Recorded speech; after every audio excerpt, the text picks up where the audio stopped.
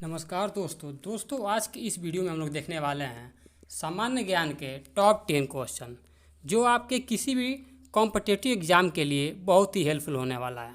तो दोस्तों वीडियो में बने रहिए और आइए चलते हैं, पहला प्रश्न स्टार्ट करते हैं। दोस्तों पहला प्रश्न है, विधान परिषद के सदस्य के लिए न्यूनतम आयु है। विधान परिषद के सदस्य के लिए न्यूनतम आयु है। फ्रेंड्स कौन सा ऑप्शन सही होगा, सही बताइए। फ्रेंड इसका सही आंसर हो जाएगा ऑप्शन बी। विधान परिषद के सदस्य के लिए न्यूनतम आयु 30 वर्ष है। राज्य विधानमंडल के दूसरे सदन को विधान परिषद या उच्च सदन कहा जाता है। वर्तमान में 7 राज्यों में जैसे उत्तर प्रदेश, बिहार, महाराष्ट्र, कर्नाटक, जम्मू कश्मीर, आंध्र प्रदेश व 7वां राज्य तेलंगाना में विधान परिषद है। विधान परिषद एक अस्थायी सदन है। राज्य विधानसभा द्वारा प्रस्तावित प्रस्तावों के आधार पर संसद ने 1969 में पश्चिम बंगाल तथा पंजाब को एवं 1985-86 में तमिलनाडु के विधान परिषद को समाप्त कर दिया था। मध्य प्रदेश में 90 सदस्यीय विधान परिषद का गठन प्रस्तावित है, लेकिन अभी तक इसका गठन नहीं किया जा सका है। और विधान परिषद के प्रत्येक सदस्य का कार्यकाल 6 वर्ष का होता है। विधान परिषद के प्रत्येक सदस्य का कार्यकाल 6 वर्ष का होता है, किंतु प्रति दूसरे वर्ष 1/3 सदस्य अवकाश प्राप्त करते हैं तथा इनके स्थान पर नवीन सदस्य निर्वाचित होते हैं। तो फ्रेंड्स इतनी जानकारी आपको मिल गई। अगला क्वेश्चन है, भारत की संघीय व्यवस्था में समवर्ती सूची का विचार लिया गया है। भारत की संघीय व्यवस्था में समवर्ती सूची का विचार लिया गया है। कहने का अर्थ है कि समवर्ती सूची जो है किस देश से लिया गया है। तो फ्रेंड इसका सही आंसर हो जाएगा ऑप्शन सी। भारत की संघीय व्यवस्था में समवर्ती सूची का विचार ऑस्ट्रेलिया से लिया गया है।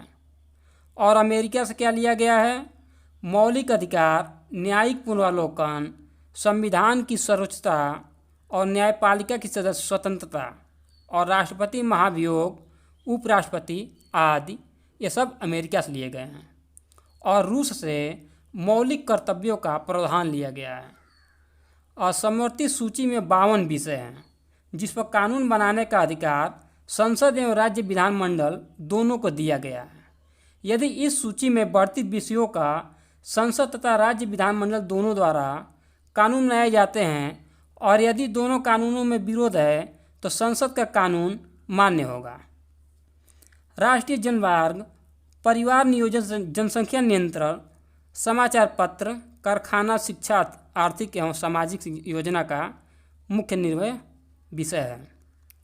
फ्रेंड्स अगला क्वेश्चन है, डार्विन की पुस्तक on the origin of speech कब प्रकाशित हुई थी? डार्विन की पुस्तक on the origin of species कब प्रकाशित हुई थी?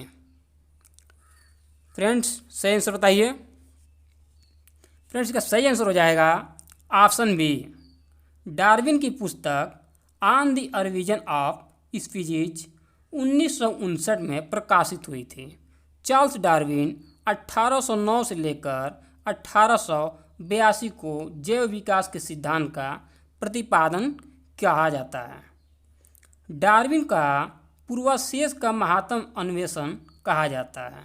डार्विन के द्वारा दिए गए जैव विकास सिद्धांत को डार्विनिज्म कहा जाता है।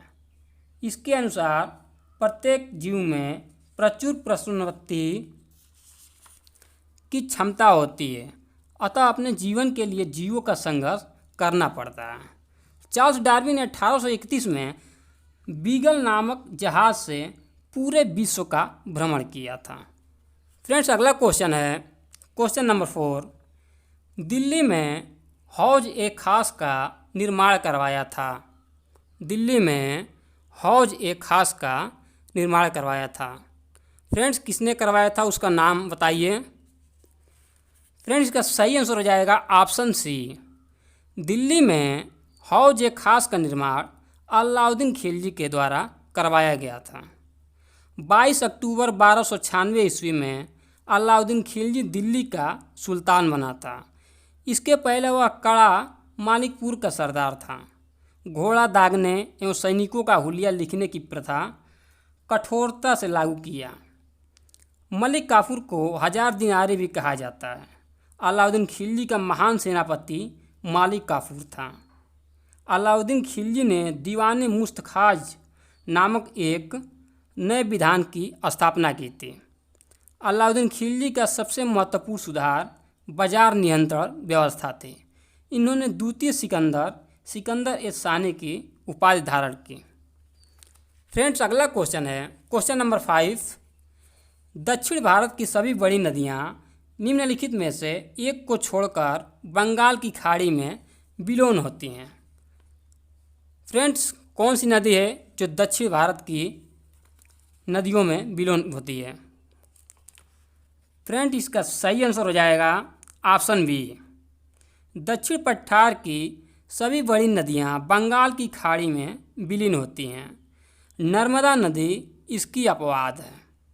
नर्मदा नदी खंबात की खाड़ी में विलीन होती है और नर्मदा नदी विंध्याचल पर्वत श्रेणियों में स्थित अमरकंटक नामक स्थान से निकलती है। यह नदी जबलपुर में भेड़ा घाट के समीप कपिलधारा जलवाष्प का जल प्रयात का निर्माण करती है। फ्रेंड्स, इतनी जानकारियाँ हो गई। अगला क्वेश्चन है क्वेश्चन नंबर 6। जब आर्थिक विकास होता है तो राष्ट्रीय आय में तृतीय श्रेणी क्षेत्र का योगदान क्या असर होता है? जब आर्थिक विकास होता है तो राष्ट्रीय आय की तृतीय श्रेणी क्षेत्र का योगदान में क्या असर होता है?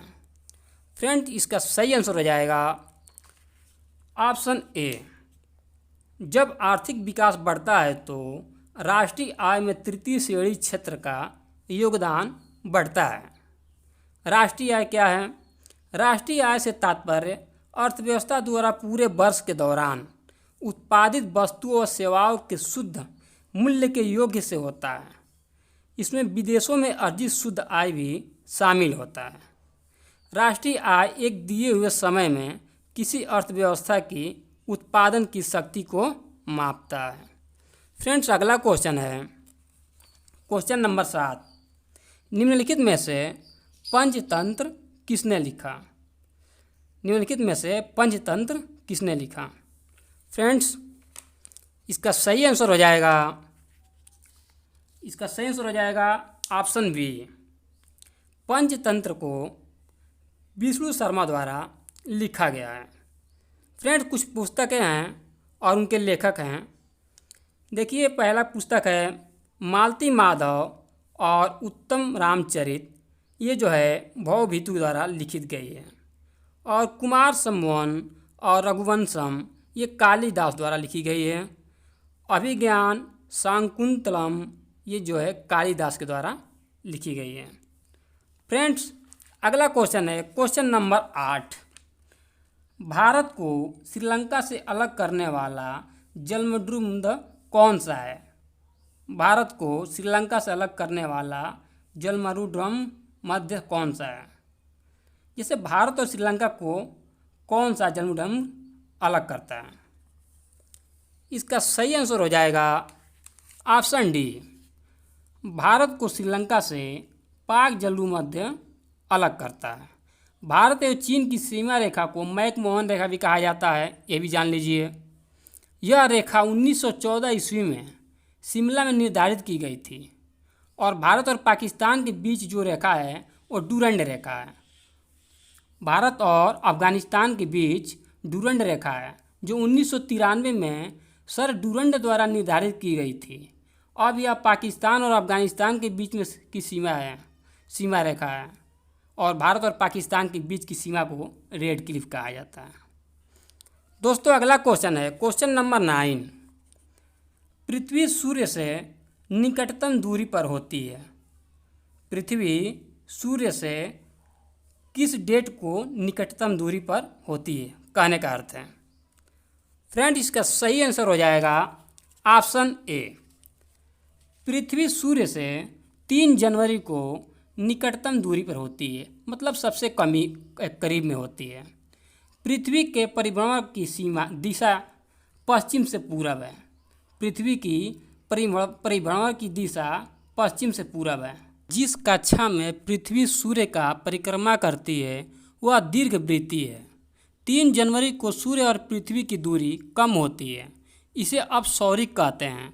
यह दूरी 9.15 करोड़ मील है। उत्तरायण की स्थिति में 4 जुलाई को पृथ्वी सूर्य से कुछ दूर चली जाती है, इसे अपसौरिक कहते हैं।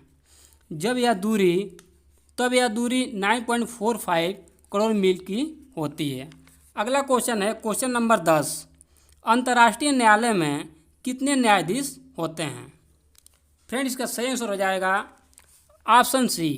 अंतर्राष्ट्रीय न्यायालय में 15 न्यायाधीश होते हैं। अंतर्राष्ट्रीय न्यायालय की स्थापना हेग, जो नीदरलैंड में है, 3 अप्रैल 1946 ईस्वी को की गई थी। अंतर्राष्ट्रीय न्यायालय के संविधान में 5 अध्याय तथा 70 अनुच्छेद हैं। न्यायाधीशों की नियुक्ति 9 वर्षों के लिए होती है। न्यायालय के कार्रवाई संचालन के लिए न्यायाधीशों की न्यूनतम संख्या 9 है तथा न्यायालयों की सरकारी भाषाएं फ्रेंच तथा अंग्रेजी है। फ्रेंड्स, अगर वीडियो अच्छी लगी हो तो वीडियो को लाइक करें और जाते जाते चैनल पर आप नए हो तो चैनल को सब्सक्राइब करें। जय हिंद।